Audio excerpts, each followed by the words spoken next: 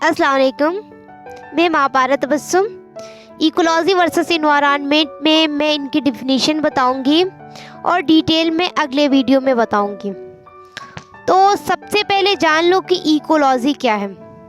Ecology Greek के ओइकॉस यानी कि हाउस, जिसको ड्वेलिंग प्लेस भी कहा जाता है, और लॉगस जिसका मतलब होता है स्टडी करना, यानी कि कोई भी एनिमल या प्लांट कहाँ रहते हैं और उसका वो जिस जगह पे रहते हैं उस जगह के साथ उनका क्या इंटर रिलेशनशिप होता है, इसकी स्टडी करना ही इकोलॉजी कहलाता है। जैसे मान लो कि मछली पानी में रहती है, तो मछली पानी में ही क्यों रहती है, तो इसका मछली का उसके समुंदर के साथ या फिर नदी के साथ क्या रिलेशनशिप है, इसकी स्टडी करना ही इकोलॉजी कहलाता है। या फिर दूसरा एग्जांपल ले लो कि शेर जंगल में रहता है, तो शेर जंगल में ही क्यों रहते हैं, क्यों नहीं वो दूसरी जगहों पे रहते हैं, क्यों नहीं वो आपके टाउन में या आपके सिटी में आके रहते हैं। तो इसका भी जवाब आपको इकोलॉजी में मिल जाएगा।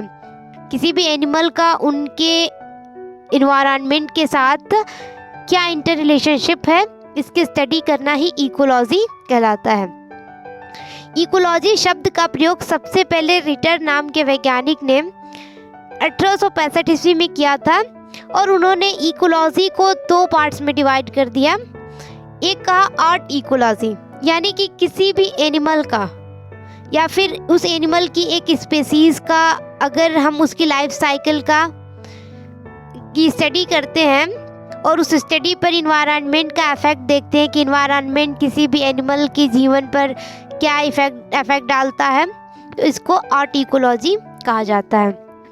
इसमें हम जनरली स्टडी करते हैं किसी भी एनिमल की लाइफ साइकिल की, उसके रिप्रोडक्शन की और साथ ही साथ उनके डिस्ट्रीब्यूशन की, कि वो कहाँ कहाँ पर पाए जाते हैं, उनके लिए कौन सा कंडीशन फेवरेबल है और कौन सा कंडीशन अनफेवरेबल है, और साथ ही साथ देखते हैं कि इन्वायरमेंट का डायरेक्टली क्या इफेक्ट पड़ता है और इनडायरेक्टली क्या इफेक्ट पड़ता है। दूसरा है सीन इकोलॉजी। सीन इकोलॉजी में हम किसी भी जगह पाए जाने वाले कम्युनिटी का स्टडी करते हैं।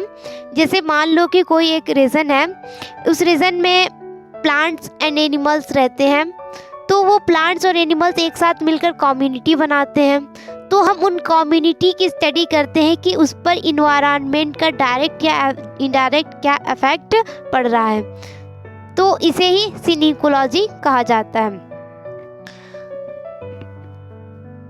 इसके बाद मैं बात करती हूँ इन्वायरमेंट के बारे में। ओके, इन्वायरमेंट का मतलब क्या होता है? किसी भी प्लांट या एनिमल्स के चारों तरफ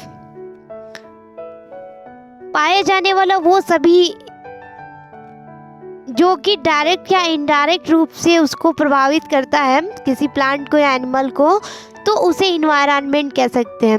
तो इन्वायरमेंट को समझने के लिए हम इन्हें कई पार्ट्स में डिवाइड कर देते हैं। जैसे कि एक क्लाइमेटिक फैक्टर होता है, तो क्लाइमेटिक फैक्टर में लाइट आता है, temperature, wind velocity, atmospheric gases, rain और एटमॉस्फेरिक ह्यूमिडिटी।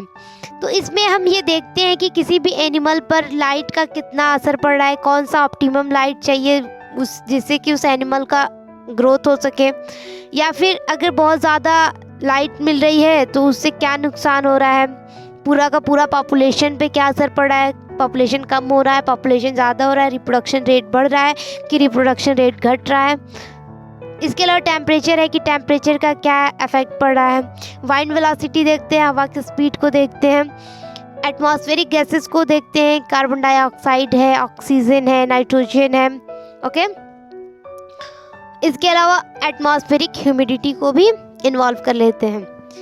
एडेपिक फैक्टर की बात करूँ तो इसमें मिनरल मैटर की स्टडी की जाती है, ऑर्गेनिक मैटर, सॉइल वाटर और सॉइल एयर की स्टडी की जाती है।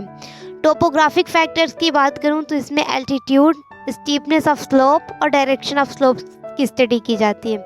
बायोटिक फैक्टर की बात करूं तो इसमें बैक्टीरिया, एल्गी, फंजाई, पैरासाइट्स, है ना, जो भी सिम्बियोटिक रिलेशनशिप में है उनकी, और जो कि पैरासिटिक रिलेशनशिप में है उनकी भी स्टडी की जाती है ना। साथ ही साथ सैप्रोफाइट्स रिलेशंस की भी स्टडी की जाती है। तो ये सारे फैक्टर्स हैं जो कि जिनकी स्टडी इन्वायरमेंट में की जाती है। तो ओवरऑल कहने का मतलब ये है कि इकोलॉजी का मतलब होता है किसी भी एनिमल का उसके इन्वायरमेंट के साथ क्या रिलेशनशिप है उसकी स्टडी करना।